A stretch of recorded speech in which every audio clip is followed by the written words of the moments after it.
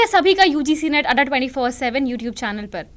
जैसा कि आप सभी को पता है कि हम टाइम टू टाइम आप सभी के लिए बहुत ही इन्फॉर्मेटिव पॉडकास्ट और वीडियोस लेकर के आते रहते हैं, तो उसी क्रम में आज हम फिर से जुड़ रहे हैं आप सभी के साथ एक बहुत ही महत्वपूर्ण विषय पर बात करने के लिए। आज हम बात करने वाले हैं पीएचडी एडमिशन्स को लेकर के।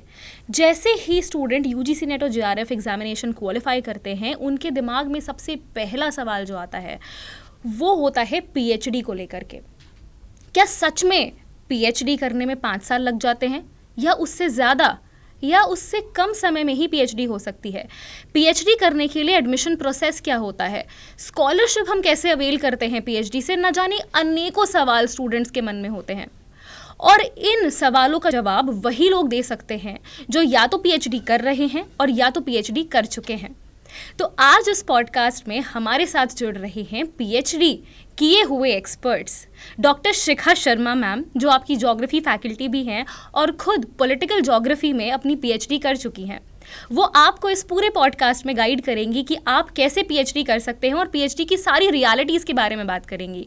दूसरी ओर हमारे पास हैं एक्सपर्ट बुशरा मैम, जो कि पीएचडी कर रही हैं, उनकी पीएचडी अभी परस्यू हो रही है, और वो आपसे बात करेंगी कि पीएचडी में एंट्री कैसे लेते हैं, पीएचडी किस तरह से किया जाता है, सब्जेक्ट क्या है, विषय क्या है, इन सभी विषयों पर चर्चा करेंगे हमारे दोनों expert doctor Shikha Sharma ma'am and Bushra Shajli ma'am. So over to you guys, और आप सभी लोग इस पॉडकास्ट को एंड तक देखें इस पूरे पीएचडी एडमिशन प्रोसेस को और पीएचडी की सारी रियलिटीज़ को जानने के लिए। Thank you Anshika ma'am. Thank you so much Anshika ma'am. So ma'am start कर लेते हैं। सबसे पहले पीएचडी आखिर होता क्या है?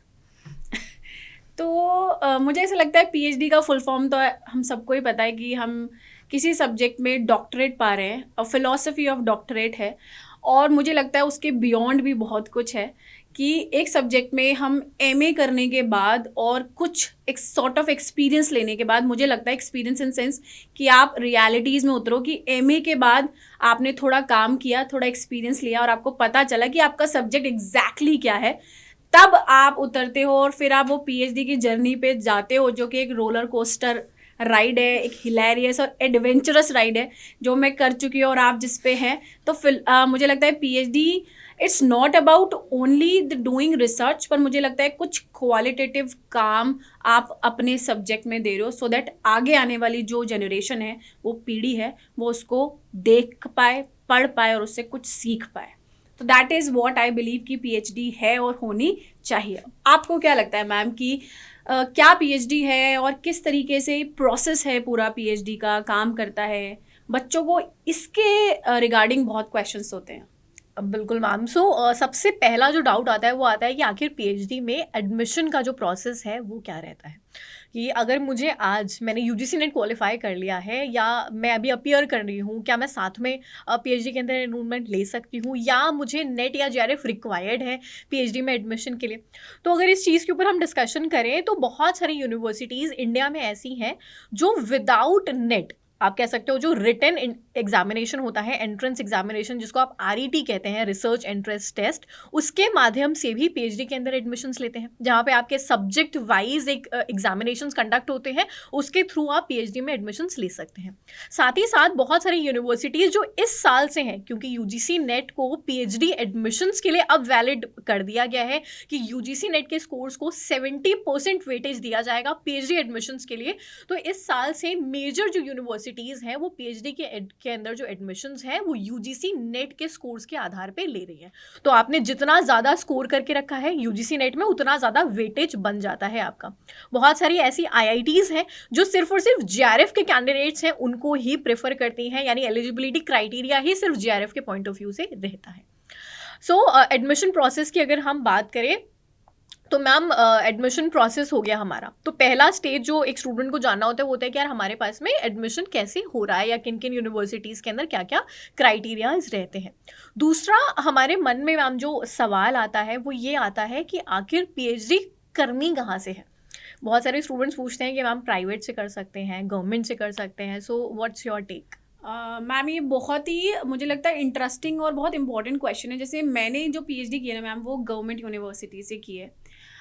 इरिस्पेक्टिव ऑफ मैं किसी को फेवर या किसी को फेवर ना करते हुए मैं आपको एक सजेशन ज़रूर दूंगी, क्योंकि जब हम पीएचडी कर रहे हैं तो आपको भी पता है बहुत फिनेंशियल हम पर बर्डन आता है।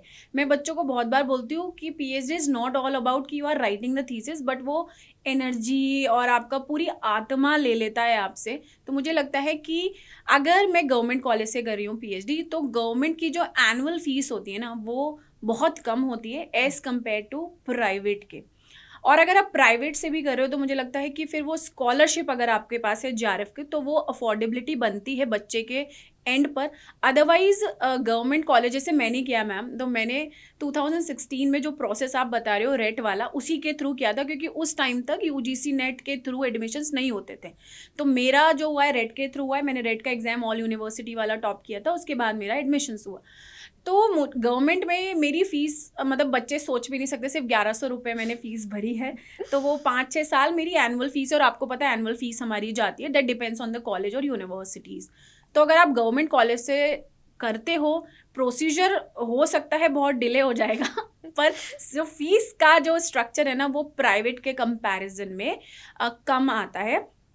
और वो जो यूनिवर्सिटी जो यूजीसी एक लिस्ट निकालती है ना कि ये यूनिवर्सिटीज़ को अनलिस्टेड कर दिया, अब ये पीएचडी नहीं कर सकते, वो लिस्ट हर बार आती है, अपडेट होती है। मुझे लगता है गवर्नमेंट के थोड़े चांसेस कम होते हैं, प्राइवेट वालों के शायद ज़्यादा चांसेस हो जाते हैं कि वो अनलिस्टेड हो जाए। उसमें से आप अच्छी यूनिवर्सिटीज़ लें। मुझे लगता है गवर्नमेंट में भी अच्छी यूनिवर्सिटीज़ यू हैव आईआईटी, जैसे आपने बोला थोड़ा पढ़ना ज़्यादा पड़ेगा कि जेआरएफ करना है और नेट करनी है, और सेंट्रल यूनिवर्सिटीज़ से कर लें। उसके बाद यू कैन गो फॉर, अगर ऑप्शंस नहीं बचता है तो अदर यूनिवर्सिटीज़। बस गवर्नमेंट में आईआईटीज़ अच्छा ऑप्शन है, सेंट्रल यूनिवर्सिटीज़। और मुझे लगता है कि नॉट ओनली दैट, बट आपके बहुत रिसर्च के जो बहुत आयाम होते हैं ना, वो खुल जाते हैं कि अगर आप रिसर्च में भी जाना चाहते हो तो अच्छी जगह से पीएचडी करने के आपको भी पता है बहुत फ़ायदे होते हैं। अगर आपको प्रॉपर गाइडेंस मिल रही है तो आप रिसर्च में भी करियर बना सकते हो। तो आई तो गो फॉर गवर्नमेंट यूनिवर्सिटी। और एक चीज़ मैं ऐड करना चाहूँगी, जो हार्श रियलिटी है वो ये है कि जब भी पीएचडी करने जाना तो यूनिवर्सिटीज़ तो प्रेफर करना कि यार ये यूनिवर्सिटी अच्छी है, ये सेंट्रल यूनिवर्सिटी है, इसकी ग्रेडिंग अच्छी है। सुपरवाइजर्स भी देख लेना सुपरवाइजर्स कैसे हैं, क्योंकि दे आर दी वंस जो आपको पीएचडी कराने वाले हैं। तो ऐसा सुपरवाइजर सेलेक्ट करना अपनी पीएचडी के लिए जिसके पास में आपके सब्जेक्ट नॉलेज का एक्सपीरियंस हो, उसने रिसर्च पेपर्स लिख करके रखे हैं, ये आपको कोई नहीं बताएगा। आप सोचोगे कि यार मैंने इस वाली यूनिवर्सिटी से एनरोलमेंट ले लिया, आपको पता चल रहा है सुपरवाइजर वो अलॉट हो रहा है या सुपरवाइजर वो मिला है जिसका आपके सब्जेक्ट के अंदर कोई आप कह सकते हैं एक्सपीरियंस नहीं है, या आपके सब्जेक्ट के अंदर रिसर्च जो है वो उसने पेपर्स नहीं पब्लिश कराए हैं। तो ये वाली चीज़ जो है बहुत ध्यान से देख लेना। एग्जैक्टली और इसके लिए बहुत अच्छा है कि जैसे फॉर एग्जांपल आपने कोई भी XYZ यूनिवर्सिटी ली, उसके रिसर्च पोर्टल में जाकर अपने सुपरवाइज़र की पूरा प्रोफाइल चेक कर लीजिए, लास्ट पेपर कब पब्लिश हुआ है, क्या वो आपके फील्ड का है भी या नहीं है, और अगर नहीं है तो माय डियर स्टूडेंट्स प्लीज़ मत करिएगा। ये मैं आपको बहुत हाथ जोड़ के रिक्वेस्ट करी कि अगर आप ऐसे सुपरवाइज़र, हो सकता है वो आउटस्टैंडिंग हो, पर आपके सब्जेक्ट में अगर उनके पास में कोई एक्सपीरियंस नहीं है तो आपकी 5 साल की जर्नी बहुत ज़्यादा दुखद हो सकती है। हैक्टिक, दुखद। मुझे लगता है आपका वो दुख पीड़ा हर जगह से निकलेगी because I have feel the same. मतलब मैंने ये फील किया है जब when I was doing my PhD। मुझे लग रहा है शायद आप भी वही फील कर रहे हैं। एग्जैक्टली तभी आपके भी मुँह से वही निकला और मेरे मुँह से भी वही निकला कि यस, मतलब गाइडेंस मिलनी चाहिए। ऑब्वियसली लिखनी आपको है, पर प्रॉपर गाइडेंस होनी चाहिए। तो यू शुड चेक। मतलब आजकल का बच्चा तो आप देखते हो बहुत ही ज़्यादा डिजिटल बच्चा है, बहुत एडवांस है टेक्नोलॉजी। तो प्लीज़ प्रोफाइल चेक करने में क्या है, आप इतनी चेक करते हो हर चीज़ की, तो इसकी भी चेक कर लीजिए। आपके 5 साल है, आपके 5 साल का साथी है वो, तो आपको रेपो पे बिल्ड करनी है। तो मुझे लगता है ये बहुत इंपॉर्टेंट, और आपने बहुत अच्छा पॉइंट उठाया है मैम। सो PhD एंट्रेंस हो गया मैम। अब मुझे आप ये बताइए कि PhD में एडमिशन्स हमने ले लिए, प्राइवेट और गवर्नमेंट हमने यूनिवर्सिटीज़ ले ली, पार्ट टाइम को आप प्रेफर करते हैं या फुल टाइम को आप प्रेफर करते हैं? ये एक बहुत कॉमन सा डाउट आता है कि मैम क्या पार्ट टाइम PhD और फुल टाइम PhD सेम है? या आप कह सकते हैं क्या सेम वैलिडिटी रखती है हमारे लिए पीएचडी, सेम लेवल पे देखी जाती है या नहीं देखी जाती है? तो यूजीसी के द्वारा जो मान्यता है वो पार्ट टाइम पीएचडी को भी है और फुल टाइम पीएचडी को भी है।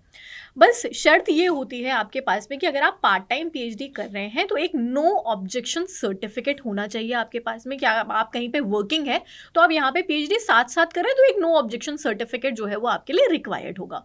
फुल टाइम पीएचडी का अर्थ होता है कि कम से कम आप 70% के अप्रॉक्स जो है वो अटेंडेंस वहाँ पे रखेंगे पीएचडी के अंदर, और आप इसके साथ में मतलब कुछ और नहीं कर रहे हैं, आप फुल टाइम वहाँ पे जा रहे हैं, पूरा आपने कोर्स वर्क कंप्लीट किया है, आप प्रॉपर वहाँ पे जा रहे हैं। नंबर ऑफ ईयर्स जो पार्ट टाइम पीएचडी के अंदर है वो कंपैरेटिवली ज़्यादा लगते हैं, क्योंकि वहाँ पे आप जा नहीं रहे होते हो, अटेंडेंस का कोई इशू नहीं होता है, तो कंपैरेटिवली वहाँ पे ज़्यादा समय लग रहा होता है। फ्लेक्सिबिलिटी क्योंकि हमारे पास में ज़्यादा होती है, और जो फुल टाइम पीएचडी है ऑन दी अदर हैंड यहाँ पे समय जो है वो कम लग रहा होता है आपका पीएचडी को कंप्लीट करने के लिए। एंड मैम अगर हम बात करें यहाँ पे कि जो स्टूडेंट्स होते हैं, एक और बहुत कॉमन सा डाउट आता है कि पीएचडी करने में एक तो हमें स्कॉलरशिप पता है कि जेआरएफ की स्कॉलरशिप मिलती है, क्या इसके अलावा भी स्कॉलरशिप्स हैं? क्योंकि बहुत सारे बच्चों को पता ही नहीं होता है कि पीएचडी में और भी बहुत स्कॉलरशिप्स हैं। है मैम, एग्जैक्टली आपने बहुत सही पॉइंट उठाया। एक तो जेआरएफ तो होती है मैम, इंस्टीट्यूशनल बहुत सारी स्कॉलरशिप्स होती हैं। जैसे one of my friend is doing PhD from IIT Jodhpur, उसका जेआरएफ क्लियर नहीं है बट उसको आईआईटीज़ की तरफ से स्टाइपेंड मिल रहा है। तो आईआईटीज़ ऑफर करती है इंस्टीट्यूशनल, और कुछ कुछ स्टेट यूनिवर्सिटीज़ होती है मैम जो कैटेगरी वाइज भी अपनी इंस्टीट्यूशनल स्कॉलरशिप्स देती है।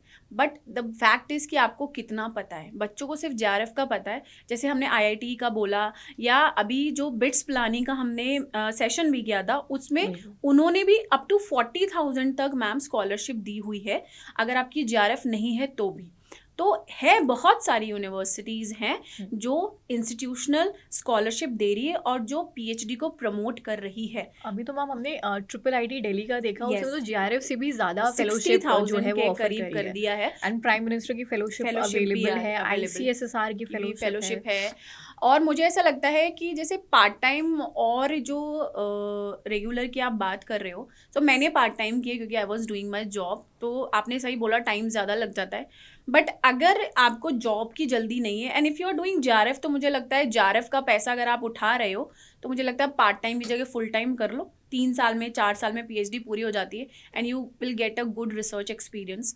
अगर आपको रिसर्च में अपना करियर बनाना है तो आप, अगर आपका गाइड अच्छा है और आपका सुपरवाइज़र अच्छा है, तो आपको फिर उनके अंडर प्रोजेक्ट्स में भी आप काम कर सकते हो। जैसे मेजर माइनर हमारे प्रोजेक्ट्स होते हैं या आईसीसीआर के प्रोजेक्ट्स होते हैं, उसमें आप जा सकते हो। और अगर आप अच्छे हो बोलने में, प्रेजेंटेशन में, तो मुझे लगता है करियर अच्छा बन सकता है रिसर्च में। क्योंकि आपने भी देखा वो ओपनिंग्स आती हैं कि कोई प्रोजेक्ट कर रहा है, कोई तो मेजर प्रोजेक्ट आया किसी के पास 50 लाख का या 10 लाख का, तो उसके अंडर उनको वो रिसर्च जो स्टूडेंट एसोसिएट्स होते हैं उनको वो हायर करते हैं रिसर्च फील्ड के लिए, डेटा कलेक्ट करने के लिए। तो वो भी बहुत अच्छी अपॉर्चुनिटीज़ है। मुझे लगता है यूजीसी नेट करके बच्चे को लगता है असिस्टेंट प्रोफेसर बनना, बट मुझे लगता है बहुत सारी ऐसी चीज़ें जो अभी आपने कुछ दिनों पहले सेशन किया था जब आपने बताया था कि बहुत सारे जॉब्स अपॉर्चुनिटीज़ है अदर देन असिस्टेंट प्रोफेसर बनना। तो रिसर्च मुझे लगता है, और इंडिया में क्वालिटी ऑफ रिसर्च की तो बहुत ज़रूरत है। तो अगर हम फुल टाइम रिसर्च भी चूज़ करते हैं तो it is again an good option, तो आप कर सकते हो। और मैम जो मैं आपसे एक क्वेश्चन पूछना चाहती हूँ, क्योंकि आप परस्यूड हैं, आप कर रही हैं और मेरी हो चुकी है, तो आपको क्या लगता है कि पीएचडी को एग्जैक्टली कितना टाइम लगेगा, क्या लगता है?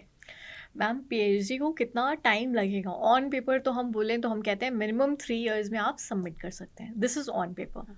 रियलिटी वेरी कर जाती है, अगेन ये वेरी करती है यूनिवर्सिटी टू यूनिवर्सिटी, या मैं मतलब एग्जैक्टली बोलूँ तो ये सुपरवाइज़र टू सुपरवाइज़र वेरी करती है।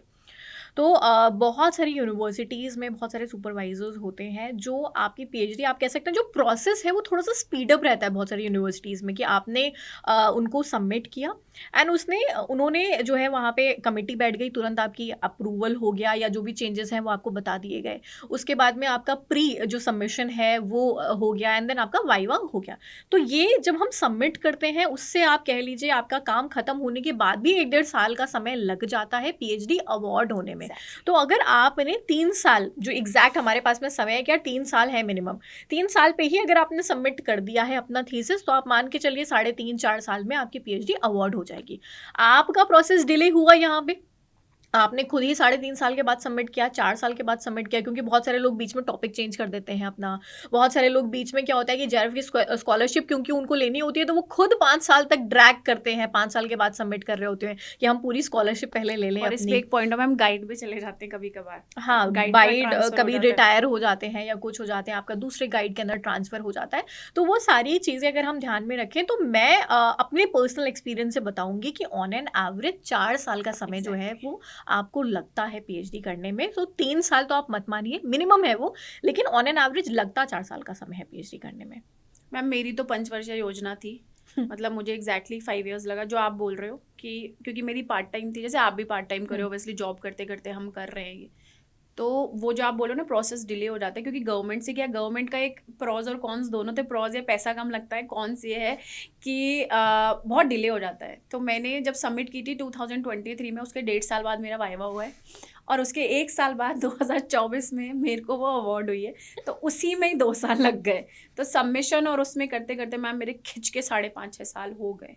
तो मतलब मैंने 16 में स्टार्ट की थी, 17 में मेरा रजिस्ट्रेशन हुआ एंड मुझे अवार्ड हुई है 2024 में।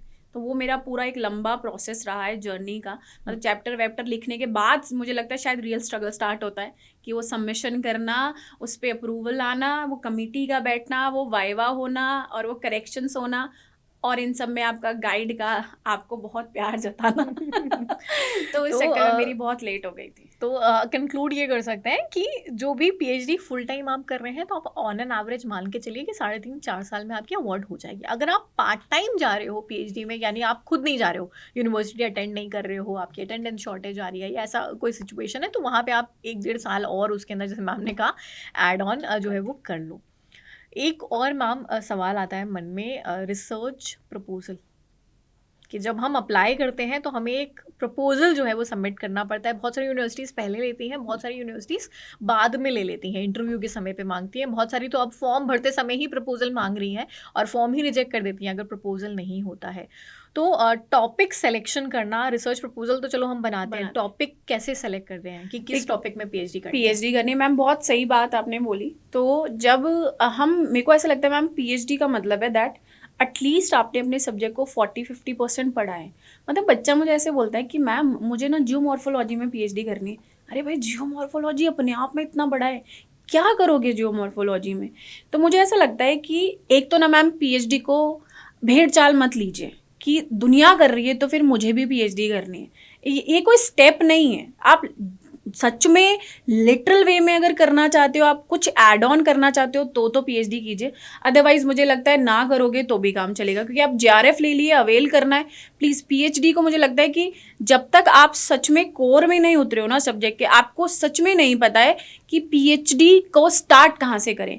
बिना आपने कुछ लिटरेचर नहीं पढ़ा, कोई टॉपिक को, कोई किताब आपने नहीं पढ़ी, आपको पता ही नहीं है कि आपका इंटरेस्ट क्या है, तो मुझे लगता है टॉपिक को उठा लेना, फिर बोलते हैं गाइड ने टॉपिक दे दिया, आप सर पकड़ते रह जाते हो, अरे ये मैंने क्या ले लिया। मुझे लगता है टॉपिक बाद में चूज़ करो, पहले जैसे लेट से मैंने बोला मेरे को जियोमॉर्फोलॉजी में इंटरेस्ट है, तो जियोमॉर्फोलॉजी में व्हाट, चलो मैं माउंटेन्स पे काम करती हूँ, चलो मैं ग्लेशियर्स पे काम करती हूँ। अब माउंटेन्स दुनिया भर में, अच्छा मैं हिमालय पे काम करती हूँ। तो मुझे लगता है आपको थोड़ा ब्रेक डाउन करना पड़ेगा, और वो ब्रेक डाउन करने के लिए आपको थोड़ा एक्सपीरियंस होना चाहिए। नेट करते ही तुरंत बच्चे बताए क्या बोलते हैं, नेट हो गया पीएचडी करते, अरे नहीं, मैं 35 साल की हो गई मैम तब मेरी पीएचडी अवार्ड हुई। मतलब we have take some experience. तो मुझे लगता है थोड़ा रुको, ठहरो, समझो, तब पीएचडी में मुझे लगता है आप ऐड कर पाओगे, वरना वो 5 साल 6 साल आपको लगेगा मैंने कुछ नहीं किया। लिखने को तो देखो अब आपको पता है, कुछ भी लिख लीजिए, पास हो ही जाएगा, क्लियर हो ही जाएगा, क्वालिटी आपको पता ही है। पर मुझे लगता है अगर आप कोई टॉपिक पे काम कर रहे हो तो आपकी उस टॉपिक पे इंटरेस्ट और रियल पकड़ होना बहुत ज़रूरी है, तब तो आप टॉपिक कुछ कर पाओगे। अदरवाइज वे एक साथ तो आप कुछ भी लिख सकते हो। और मैम मुझे आपसे बहुत इंपॉर्टेंट, क्योंकि आप कॉमर्स से हैं, बच्चों को जो सबसे ज़्यादा प्रॉब्लम आती है ना, दैट इज़ रिसर्च टूल्स। मतलब ऑब्वियसली बच्चे, अब आपको पता है ये ज्योग्राफी हुआ, ये ह्यूमैनिटीज़ हुआ, ये कोई भी हुआ, and for that matters UGC net का पेपर हुआ, रिसर्च टूल्स बहुत इंपॉर्टेंट है। आप मुझे बताइए कि रिसर्च टूल्स को की इंपॉर्टेंस आप मुझे बताइए, क्योंकि ऑब्वियसली हम समझा नहीं सकते, बहुत बड़ा एक चीज़ है, बट इम्पोर्टेंस आप मुझे बताइए, बच्चे थोड़ा समझ पाएंगे रिसर्च टूल्स क्यों इम्पोर्टेंट है। रिसर्च के टूल्स कह लीजिए या आप कहते हैं ना टेस्ट, हम कहते हैं रिसर्च के टेस्ट, तो टेस्ट बहुत इंपॉर्टेंट है। हाइपोथेसिस टेस्टिंग आप सब पढ़ते हैं, पेपर 1 के अंदर आ रही है रिसर्च एप्टीट्यूड, आपके जो भी सब्जेक्ट्स हैं आपके पेपर 2 के अंदर भी एक यूनिट आती है रिसर्च से रिलेटेड कहीं ना कहीं वहाँ पे। अब इसका एप्लीकेशन आपको देखने को मिलता है पीएचडी के अंदर आपके, यानी यहाँ पर तो हम थ्योरेटिकल पढ़ रहे हैं, पीएचडी के अंदर एप्लीकेशन आपको देखने को मिलता है कि जैसे ही आप जाओगे लिटरेचर रिव्यू लिखने के लिए, मान लो आप लिटरेचर रिव्यू लिख लो चैप्टर अपना लिटरेचर रिव्यू का, तो यहाँ पे अब आपको लिटरेचर रिव्यू लिखना है, पता चल रहा है अब मुझे यहाँ पे रेफरेंसिंग डालनी है, मुझे साइटेशंस देने हैं या कुछ देने हैं, तो उसके लिए हम इस्तेमाल कर रहे हैं कि यार मेरे पास में बहुत सारे टूल्स अवेलेबल हैं। जैसे मैं वर्ड के अंदर स्टाइल जो है वो सेलेक्ट कर रही हूँ कि यार मेरे को रेफरेंसिंग करनी है, एमएल स्टाइल है मेरे पास, एपीए स्टाइल है मेरे पास, शिकागो स्टाइल है, तो मैं उसे रेफरेंसिंग करने की कोशिश कर रही हूँ। उसके बाद में अगर हम हाइपोथेसिस टेस्टिंग की बात करते हैं तो वहाँ पे हम कहते हैं मेरे पास में डेटा जिस प्रकार से है, हम उसके हिसाब से क्या मुझे निकालना है, मुझे मीन निकालना है, मुझे डिफरेंस निकालना है, तो उसके हिसाब से हम टेस्ट जो है वो यहाँ पे इस्तेमाल कर रहे होते हैं। बहुत सारे स्टैटिस्टिकल टूल्स का इस्तेमाल करते हैं, जैसे SPSS है मेरे पास में आर स्टूडियो है मेरे पास में, स्ट्रेटा है, तो बहुत सारे टूल्स हैं, बहुत सारे टेस्ट हैं। अगेन प्रैक्टिकल एप्लीकेशन पीएचडी के अंदर होता है। तो जैसे मैम ने कहा कि पीएचडी करना है तो पहले सोच समझ के आना कि मुझे पीएचडी करना है, क्योंकि पीएचडी थ्योरेटिकल नहीं है, पीएचडी एप्लीकेशन है नॉलेज का। नॉलेज आप सीख के आए हो पोस्ट ग्रेजुएशन तक, ये मत सोचना कि पीएचडी के अंदर आपने ये चीज़ पढ़ी, एग्जामिनेशन हुआ, लिखा आपने पेपर, वो चेक हुआ, आप पास हो गए, ऐसा कुछ नहीं है। पीएचडी एप्लीकेशन है, पीएचडी में वो जो नॉलेज करी है आप उसके अंदर से एक प्रॉब्लम निकालते हो, उस प्रॉब्लम का सल्यूशन निकालते हो, उस सल्यूशन के ऊपर अप्रूवल लेते हो, उस प्रॉब्लम को जॉट डाउन करते हो कि यहाँ से भाई ये इंट्रोडक्शन था, ये इसका लिटरेचर रिव्यू था, ये इसका रिसर्च डिजाइन है मेरा, ये मैंने डेटा कलेक्शन किया है, ये मैंने कंक्लूजन निकाला है। उसमें आपको चेंजेस आएंगे, आप वो अप्रूवल्स लोगे, फिर वो सबमिट होगा, आप पैनल के सामने बैठोगे, आप आंसर्स दोगे, तब जाके आपकी पीएचडी जो है वो अवार्ड होती है। डिफेंड ही नहीं कर पाओगे तो फिर क्या ही कर पाओगे। और डिफेंड वही कर पाएगा जिसने नॉलेज ली है Exactly. और उसका एप्लीकेशन करके रखा है। मैं तो ये बोलूँगी कि चाहे 1 साल ज़्यादा ले लो पर क्वालिटी काम करो। अपने ऑब्जेक्टिव्स को जस्टिफाई नहीं कर पा रहे हो, हाइपोथेसिस को जस्टिफाई नहीं कर पा रहे हो, तो मुझे लगता है काम करने का कोई मतलब नहीं है। एंड रिसर्च टूल सच में बहुत इंपॉर्टेंट होते हैं, क्योंकि ये आपने सही बोला, दिस इज अप्लाइड पार्ट, आपके सब्जेक्ट का अप्लाइड पार्ट है ये। तो एप्लीकेशन जब होगी जब आपको थ्योरी ढंग से आती होगी, अदरवाइज आप अप्लाइड नहीं कर सकते हो। सो मैम आई बिलीव जो मेजर डाउट्स हैं वो हमने आंसर कर दिए हैं इन लोगों के। इसके अलावा आप लोगों को जो भी लगता है पीएचडी से रिलेटेड है, यूजीसी से रिलेटेड है, कोई भी आपको मन में क्वेरी आ रही है, आप चाहते हो कि हम उस चीज़ के ऊपर डिस्कशन करें, so do let us know in the comment section. And thank you so much for watching this particular session. Thank you so much, my dear students. All the very best.